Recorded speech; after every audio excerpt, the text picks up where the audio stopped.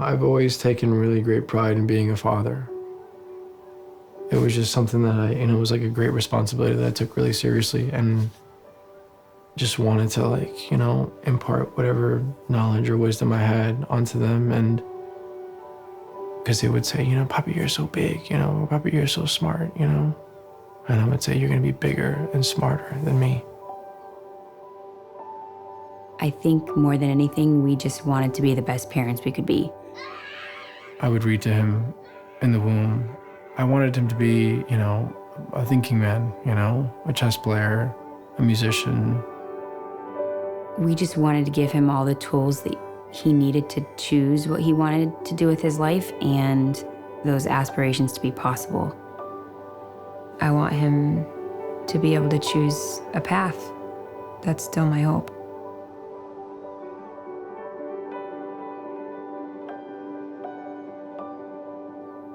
We didn't start thinking that there was anything more to the story, I think, until he was about 2 years old. So he had a distended belly. So we asked for an ultrasound, and that's just really where everything started. That took her on this journey of doing research and, basically looking into things. The very first time I read about Hunter syndrome, I thought that it was a very real possibility. I couldn't put my finger on it, I didn't know what it was, but they looked like Sebastian. And I felt like I knew right away. She said, I think Sebastian has this, Hunter syndrome. And I was like, what is that? And I started looking it up. And I remember the very first thing that I looked up was the images of boys with Hunter syndrome. And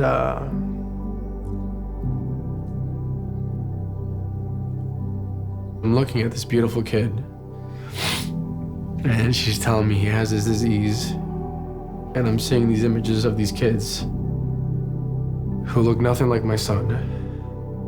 And so we just eventually went to the geneticist to kind of clear it up once and for all to see, he's fine. And it just didn't end up being the case. She told me that he had it, and then I needed to come home. And I had to pull over. And I was screaming my head off in my car. I just kept screaming, no, no, no, over and over and over and over again.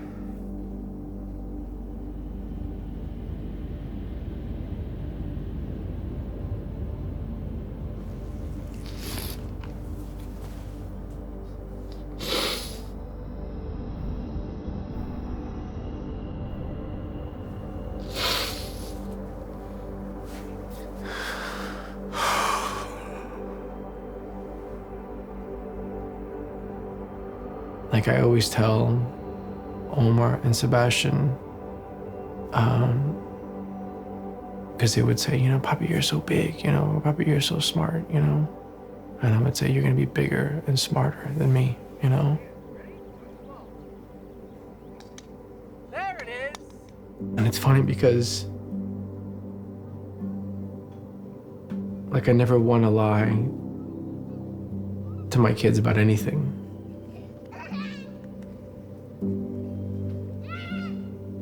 But when I tell Sebastian that he's gonna be bigger and stronger and smarter than me,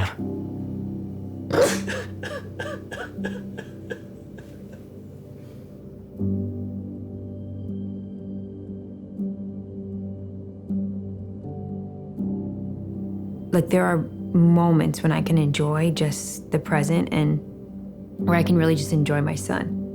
But it's always really, really close in the back of my mind, he's gonna lose that. And I feel like I'm trying to, obviously I'm fighting this battle for him, but at the same time, I think if this doesn't work, I'm wasting time that I could have spent enjoying him. Learning about gene therapy is really what gave us hope. gene therapy makes it so that my beautiful, bright, intelligent boy can have a bright future. Without it, he doesn't. It's as simple as that. Money should never stop us from being able to save a child, any child. Doctors think they have a cure. And the only thing standing between us and the cure is funding. It's just been a really emotional time because I have held back from telling, especially my students, but even a lot of teachers about what's been going on with us. The main response was just love from everyone. Hundreds of local middle schoolers came together today to help one of their teachers. Students at American Heritage School in Plantation held a pep rally for Sebastian Estevez this afternoon.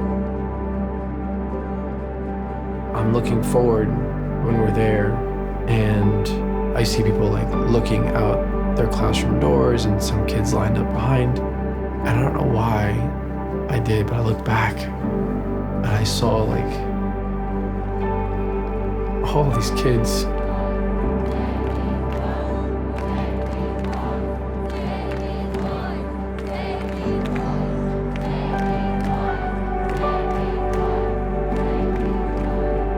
reality of it is it's the only hope that we have. That is the light at the end of the tunnel. That gives us hope because if there's that many people behind us, people will be willing to continue to help us raise the money that we need to raise to save our kids.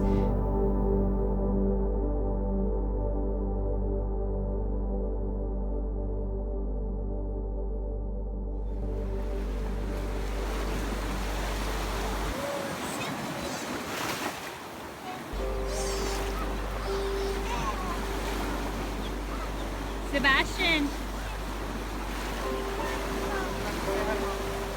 Hi, baby. I love you.